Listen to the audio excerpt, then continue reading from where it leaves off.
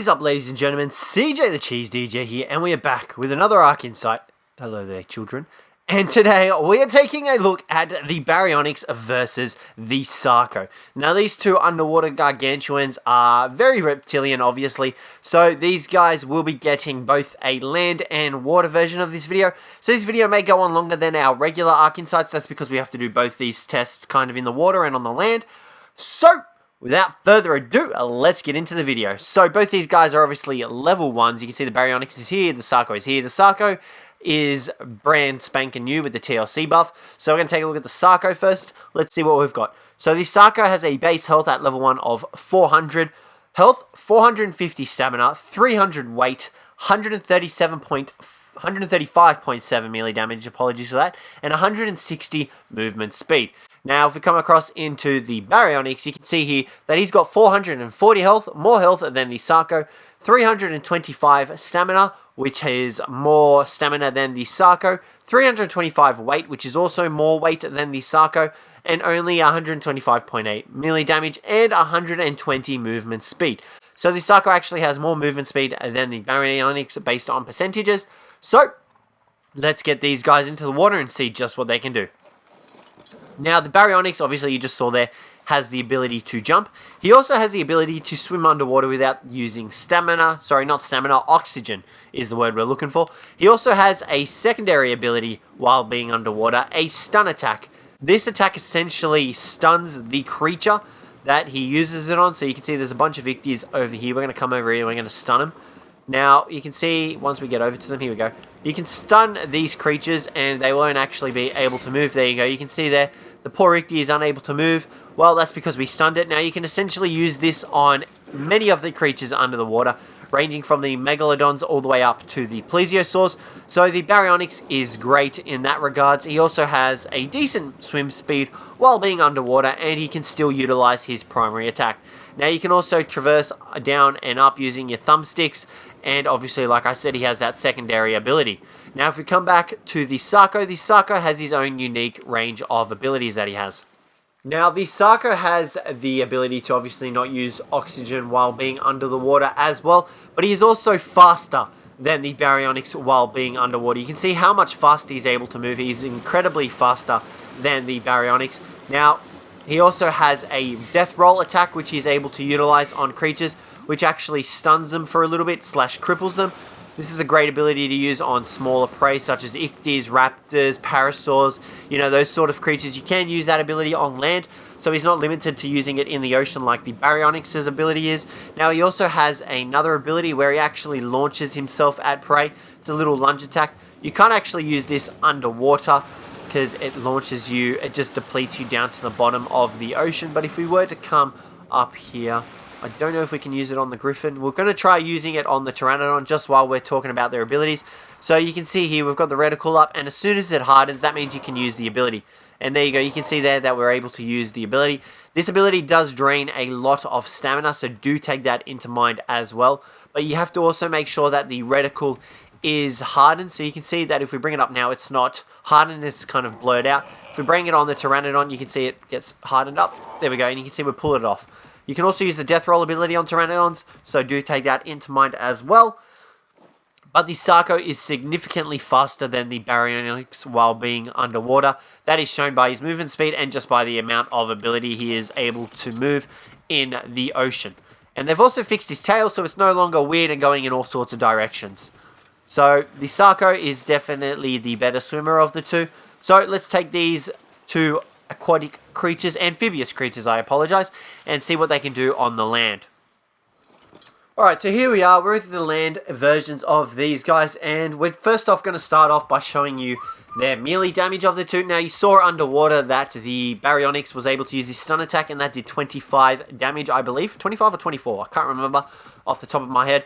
But that is still, like, it's not much of a difference. Now, you also saw the Sarco do his lunge attack on the Pteranodon, which dealt 54 damage. And there it is again, just so to reiterate it. Now, the Baryonyx is just trying to There we go. That's better. Thank you very much, Baryonyx. Now, you don't actually see any damage come up from his death roll attack, but damage is done. I'm not 100% sure how much. I haven't been able to find any proof or evidence that showcases how much damage he does, but it does deal a small amount of damage. Now, the Sarco's regular primary attack deals 47 damage. So his lunge attack does actually a little bit more damage. However, you do have to line that up and get in range and whatnot, and it does utilize a lot more stamina than his primary attack. So there is that. Now, while on land, the Baryonyx doesn't have the ability to use any secondary abilities. He does have a little raw thing, which you can kind of see there going on. He's doing some weird stuff. But his primary attack deals 39 damage. He's actually weaker than the Sarco in terms of damage. So this will be a very interesting fight to the death for these two to see who comes out on top. Now, he also has the ability to jump, which the Sarco does not have. One last thing that we forgot to mention about the Sarco while being in the water is that you can pretty much use the Sarco as a portable raft. Someone can drive the Sarco around, and you can have players actually stand and move around the Sarco's back while the player drives or steers the Sarco. The only thing is you have to make sure you're doing it on the surface of the water, otherwise the players will come off underwater. So, now that we've gotten that underway and their melee damages is sorted, we're going to get into their turning radius and their sprint speed, see how fast these guys are. Okay, so the turning radius of the Sarco has definitely improved since his TLC buff. You can see here while walking, you're actually able to pivot directly on the spot, which is absolutely great.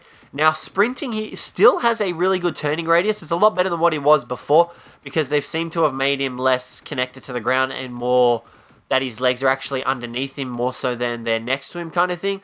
So I'm not going to get into the science of things, we're just going to leave it at that. So yeah, his turning radius has significantly improved during the TLC patch. Now the Baryonyx, on the other hand, still has a really good turning radius. However, it's not as good as the Sarco. You can see this is his walking turning radius. He's not able to pivot on the spot, and his actual sprinting turning radius is a lot larger than the Sarco's. So the Sarco has received some major improvements from that TLC patch, definitely increasing its versatility and betterness over the Sarco. So now what we're going to do is we're going to get into their movement speed and see just who is faster. Alrighty, so we've got them lined up at the Behemoth Gate ready to go, and we're going to test their movement speed, and we are away. Now, I definitely think the Baryonyx is going to win this one. He's a lot faster on land than the Sarco, and it took him 7 seconds to reach the other side of the Behemoth Gate. So I definitely think the Baryonyx will be the faster of the two. I don't think the Sarco will be as fast as the Baryonyx, and the Baryonyx has better stamina usage as well than the Sarco. You can see that it has plenty more stamina, and it gets a lot more use out of its stamina than the Sarco does. It also has the ability to jump, which could also supplement a lot of time sprinting, because jumping obviously covers the ground a lot faster if you can pull the jump off correctly. So do take that into mind as well with the Baryonyx, but we're going to jump on the Sarco and see just how fast he is. Alright, here we go. We're on the Sarco, we've got him ready to sprint, and we're just waiting for the timer, and here we go, and we're away. So it took 7 seconds for the Baryonyx to reach the gates. It's going to probably take 10 seconds. I'm going to say for the Sarco, we're reached 8 seconds now. 9, 10, 11. So it took the Sarco about 10.8 seconds to reach the gate. So like I said, the Baryonyx is obviously faster. What is that? Oh, okay. Never mind. That's just... I was like, what is going on? Why is the Sarco so fast all of a sudden? That is because we've got creative mode on, so we can fly with the Sarco. He can't actually do that in the game. He can't fly by himself. So just a little bit of a warning for you guys. I didn't actually know we could do this on Dinosaurs. That's actually pretty cool. Okay, so we're not using that to test the movement speed of them. So now that we've tested their movement speed and everything else, and we've gone over their abilities and everything, we're going to pit them in a battle to the death to see who is the better crocodilian. Now, I'm not 100% sure how we should go about doing this, since both these guys do have rather close stats. So I'm thinking we might just, I don't know, take the saddles off, set them both to aggressive, and just see who goes first. Don't whistle anything to attack anything or like that. So I think we just might set them both to aggressive, unclaim one of them, and then just see how that goes from there. Now, you just saw we've just pretty much repleted the Sarco's health. Nope, that didn't work. Why didn't that work? Okay, we're just going to have to fix this up, and we'll bring you guys back when we're ready. Okay, now we've got these guys both set to aggressive. We did unclaim the Sarco, but they're both set to aggressive, so they should both attack at the same time. Now, one last ability that we didn't actually mention is the Baryonyx has the ability to pretty much regenerate its health very fast on fish. So fish swimming in the water, so like coelacanths, saber-toothed salmons, and the mega piranhas, the Baryonyx is actually able to replenish his health really quickly by eating these guys, and you can actually set this setting in his don't seek fish on low health, so you can actually change that, and when he gets to low health, he'll run out, find some fish to eat, and replenish his health quicker like that. So that is just another ability that we didn't mention for the Baryonyx. But now that we've got these two lined up, let's let the battle underway. Now, while these two guys are fighting it out, whether you should tame which one, honestly, I think both these guys are very viable options. Obviously, the Sarco seems to be a little bit more powerful. But you can see here, the Sarco's actually wasn't able to hit the Baryonyx. That was strange. So because the Sarco actually glitched into the Baryonyx's legs, he was unable to hit the Baryonyx, which is strange. Okay, so you've seen these two guys fight on land. We're now going to fly back down to the ocean and see how well they fight in the water against each other. Okay, so we're in the water now, and I honestly think the Baryonyx will win this one. I reckon the Sarco would have won on land if he didn't glitch out. He definitely would have beat the Baryonyx, if only just because they do have very close health. But here we go. The Baryonyx is definitely going to win the underwater one because it has the ability to stun. You can see there the poor Sarco didn't stand a chance. The moment the Baryonyx pulls out his stun ability, the Sarco is pretty much gone for. So in terms of whether you should tame either or both, honestly, I think the Baryonyx is a very viable option because he's obviously a very good land and ocean mountain creature. However, the Sarco is just as good. The only real difference between these two is that the Baryonyx has the underwater stun ability, which is really useful, obviously, to tame up other creatures, to stun other creatures, and to kill other creatures. So you do have to take that into mind, but like I said, I honestly think they're both just as viable as each other. Tame up both of them for all I say because they are both just as good. Obviously, one excels better underwater, one excels better on land. But, like I said, it all comes down to your guys' opinions. Thank you very much for watching, guys. Hopefully you enjoyed the video. If you did, don't forget to leave a like and subscribe for more. But other than that, I hope to catch you in the next one.